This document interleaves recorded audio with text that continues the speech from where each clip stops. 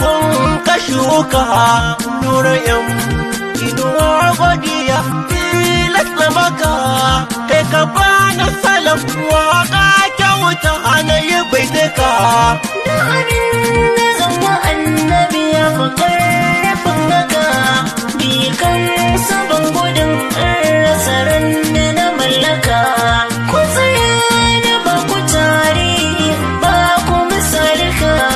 wallahi banda annabi da kowa ya halaka sanadin ma aka ce da shi babban boka har rabi bishi ya ce in na gafe naka